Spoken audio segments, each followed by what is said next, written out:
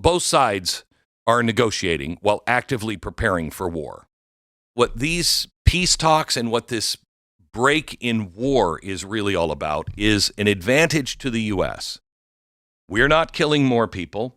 We are holding the line. We are buying time. I'll tell you why that's really important here in a second. We are buying time, and we're able to keep poking in and saying, hey, we'd like to talk to somebody. And we're seeing, who are we talking to? What's the hidden weapon Trump is using against Iran? Check out this great clip here with Glenn Beck. We'll watch it together, then talk about it. But first, hit subscribe in the corner. We'd love to stay in touch.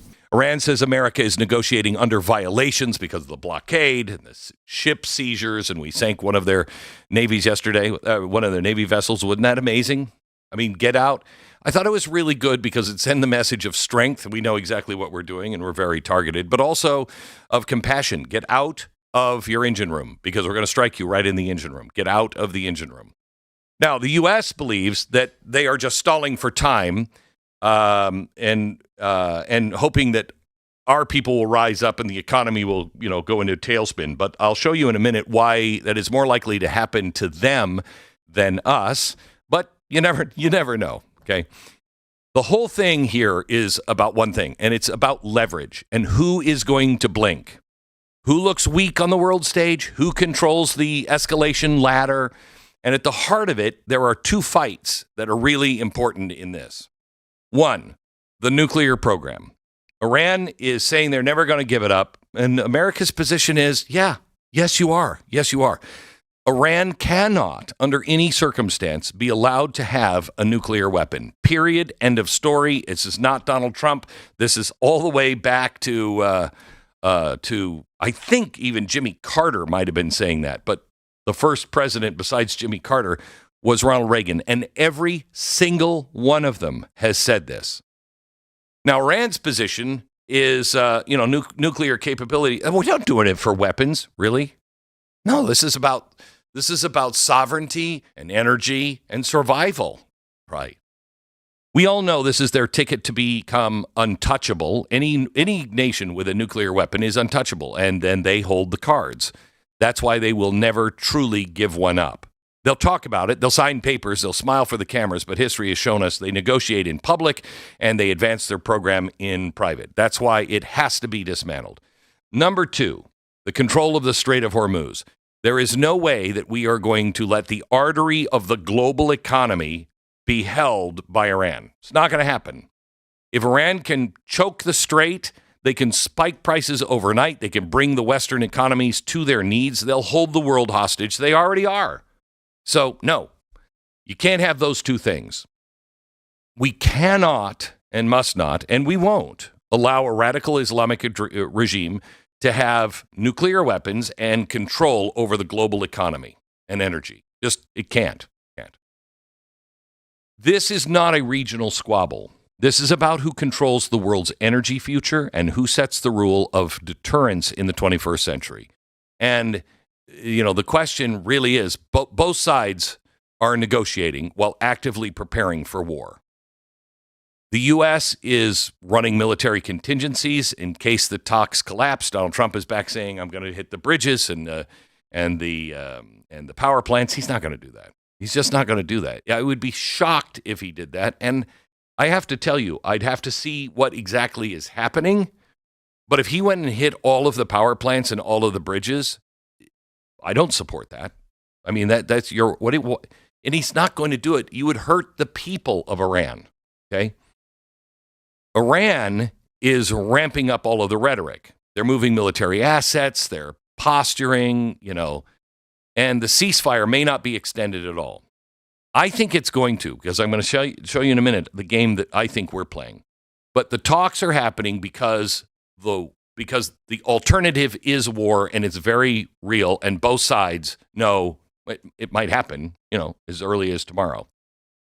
So here's what you need to do. Don't listen to any of the words come from any side. Don't listen to Donald Trump say, I'm going to blow up all the power plants and everything else. And don't listen to, we're not, we're going to keep our nukes and everything else. Because neither of those are going to happen. If the talks are real, you're going to see a couple of things happen. One, Iran will show up at the table. We don't even know if they're going to show up. and in person, not through proxies, okay, the Strait of Hormuz starts to open back up for normal traffic. That's number two. And then at least some verifiable movement in the limiting of their nuclear capability. Not vague commitments, but actual inspection steps, okay? Now, if this is just theater, and it might be, you'll see the opposite. You'll see stalling. You'll see refusals to attend. You'll see more incidents at sea, more missiles, more proxy attacks, and that'll all happen with, we're continuing talks. They're not, okay? They're not making peace. They're buying time. And who does that work for? Well, if I'm President Trump sitting in that chair, and I'm glad I'm not, this is his moment, and he is more than welcome to it. I know he is focused on verifiable nuclear limits. There is nothing that frightens this president. I could leave it at that. I was going to say more, but I think I could leave it. There's nothing that frightens this president except nuclear war. That terrifies him, and it should. It should. So real inspections, dismantling of key capabilities, no hidden stockpiles. We've all seen the movie before. They talk, they cheat, they advance. Boom. Second thing, real guarantees on the Strait of Hormuz. If Iran walks away still holding the ability to shut it down, then this was not worth what we've done, okay? And it's unacceptable, and the president knows that. He also needs to be able to read the internal pressure inside of Iran.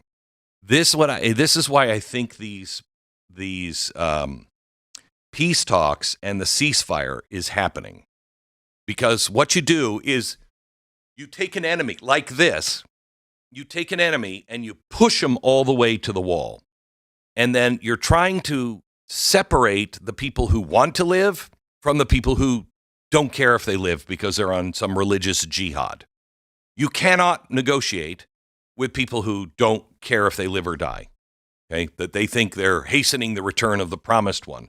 Can't negotiate with those people. We don't know who's in charge. We need the people who want to live to sit down at the table and then to be able to actually do something. The last few days, they've said the IRGC is in charge. I'm not sure the IRGC is in charge. Nobody is. But we will see as we move along. What these peace talks and what this break in war is really all about is an advantage to the U.S. We're not killing more people.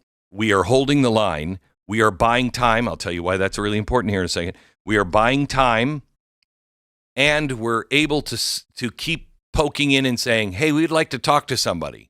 And we're seeing, who are we talking to? Okay?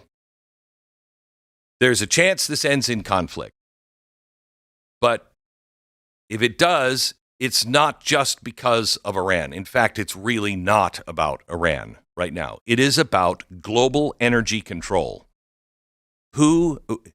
Everybody has said my whole lifetime, and I have too, I hate the war for oil idea. And we go over there all the time. And we may not be fighting for oil, but we're fighting for the peace over there so oil can flow. So it is a war for oil, in a way, okay? We cannot continue the fight for oil. You cannot have a strong Iran that has the ability to close down the Strait of Hormuz. You cannot have it. And you can't have them with nuclear weapons because they will use them. That's what this is really all about. Who controls the oil? Because that controls the economy. And if you have Iran out of the picture, we can come home.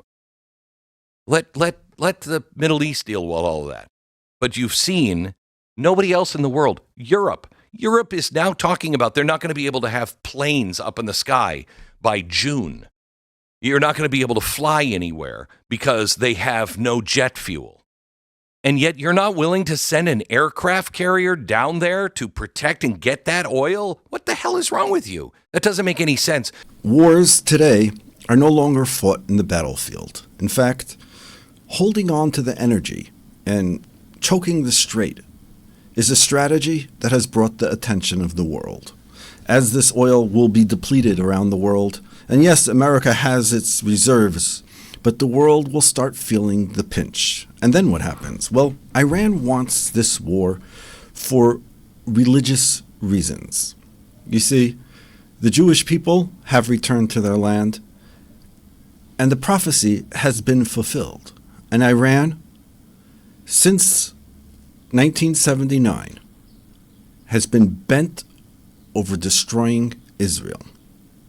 Now, the reason they want the nuclear war is very simple. They're a terrorist regime. Once they have the nuclear war head, the first thing they will do is blow up Israel. They make no mistake about it. They have no reason not to do what they said they'll do. Their question right now is, can they get the whole world riled up?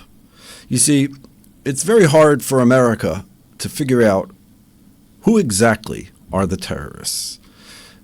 Israel had the same difficulty with Hamas in Gaza, when they're among the people and using them as shields and hiding. It's very difficult to pull them out. And Iran knows this game. Persians know patience. They wait and cause distractions and agree and then break the agreements. They're doing this to get the whole world to try to be against Israel. In Ezekiel 38 it says, "And you shall say, so said the Lord, behold, I am against you, Gog the prince, the head of Meshech and Tubal.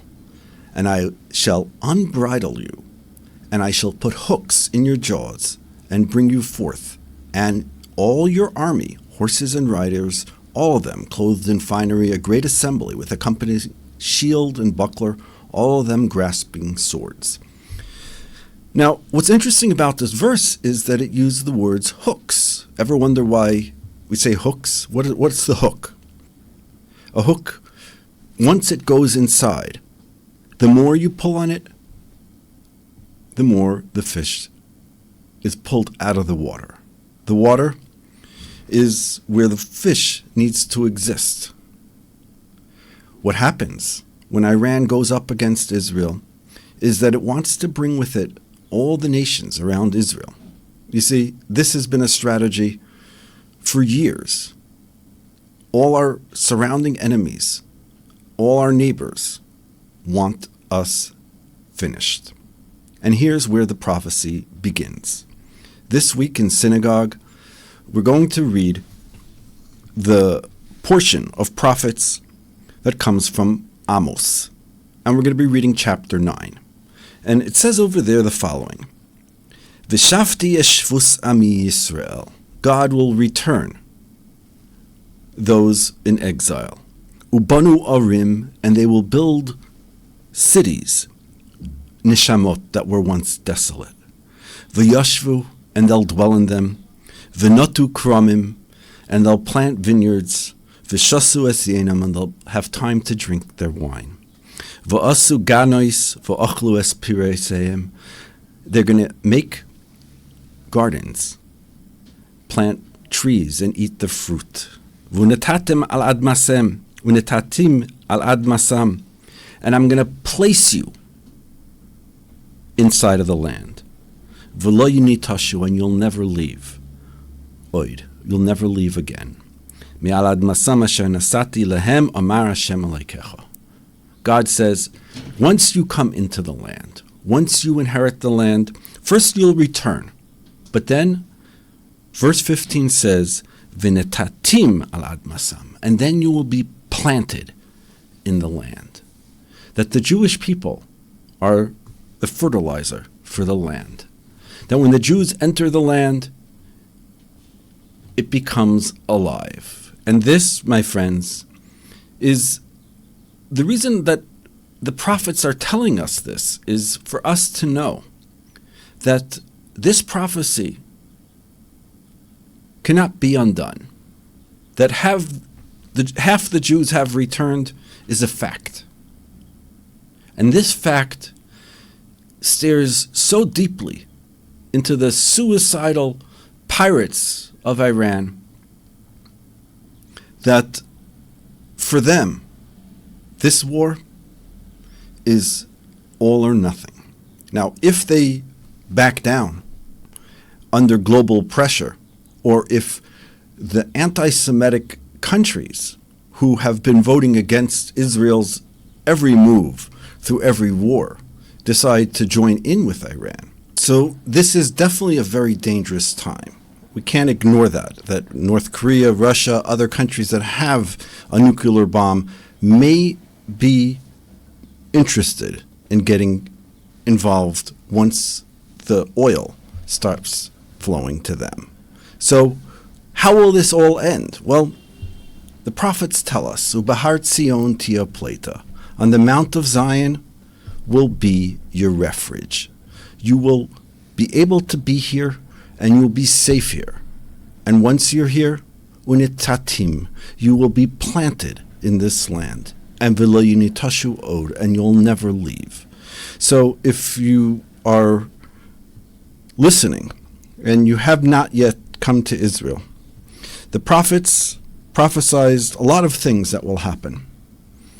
And it was very unclear how they would happen until today. How the Jews will return. Will they return on flying eagles or on flying planes? Will it be done by the religious or the irreligious? Will the establishment of the state help the Jews against anti-Semitism, or will it increase anti-Semitism in the world?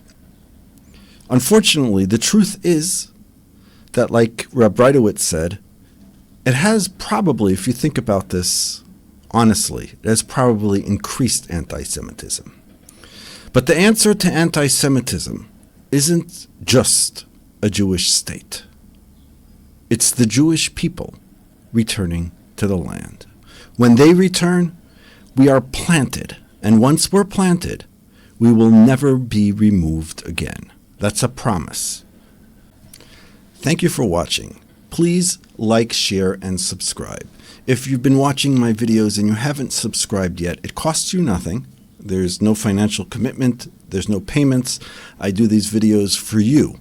And in order for these videos to get popular and for people to be able to learn the Torah, we need subscribers. This creates a bigger network that YouTube could spread the Torah to. So let's use these tools that we have, that Hashem gave us, that God gave us and gifted us, the ability to spread Torah around the world. I spend almost every day a couple hours putting together these videos for you. I do this because I'm passionate about this. And if you're passionate about it, please help and support this channel by subscribing. Thank you so much. Shalom from just outside Jerusalem.